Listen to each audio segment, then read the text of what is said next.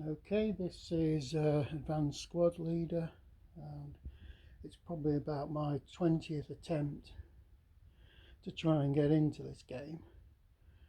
I'm playing a scenario from the Beyond Valor.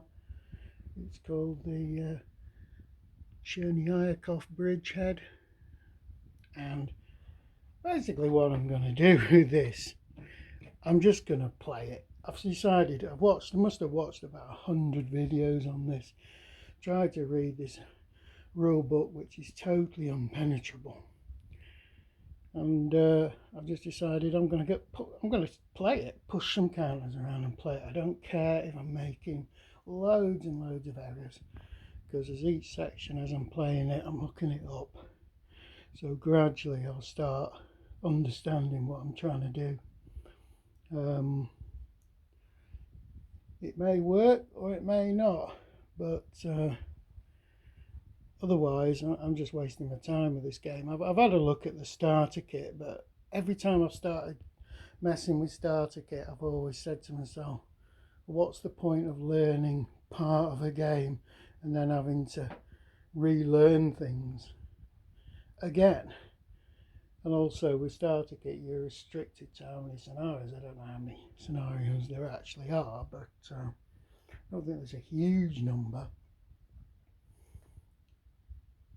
I think starter kit 1 tends to be all Americans against Germans, which, that's something else that wouldn't necessarily appeal to me. Anyway, this scenario is basically you've got a Russian unit which is really poor morale, which is the 9th Infantry Regiment, which has to take loads of morale checks at the start, and it's got poor morale, and they failed a lot of these checks. Next you had the Germans. Well, I said they're the Germans, they're the Kamansky's White Russian Brigade, who thought, oh great, since most of these Russian positions are demoralised and they're not very strong, because you weren't allowed to have more than one unit in a hex. I thought, oh, I'll rush these canal bridges. Not quite what I was expecting. I didn't realise how much damage even a small amount of fire could do, especially when there's residual fire getting put down on these choke points when you've crossed the canal. So Germans, yeah, they've done all right, but it was a bit of a shock to the Germans to see how much damage what I consider low firepower attacks would be.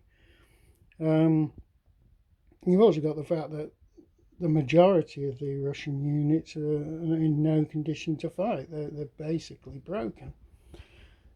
So it's made me realise that attacking any sort of serious defensive position is going to require a bit more tactical nous than I applied here. I just thought this would be easy to get across the canal. It sort of has been, but we've got a lot of pins, quite a few broken morales, rotated units, and some squad reductions as well.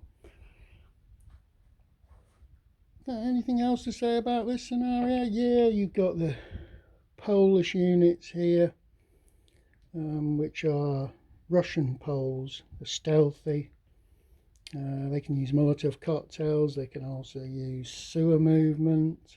They suffer from ammunition shortage. The conditions are wet. There's no wind. The canal's deep, so there was no sort of opportunity for trying to cross the canal. At least I never thought about that. I'd assume that's impossible. On this board here, all the buildings are stone. The Russians have a good sniper number here, but it only becomes effective when Germans enter onto board 20.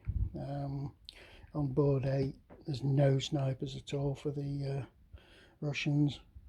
Germans have got snipers, but it's at the lowest possible score, but it's basically a 2.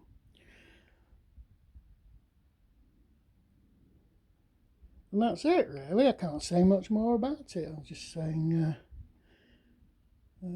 obviously I'm trying to play the career game, which is the main game. I'm just messing around up here just to see how I get on with ASL Take 20.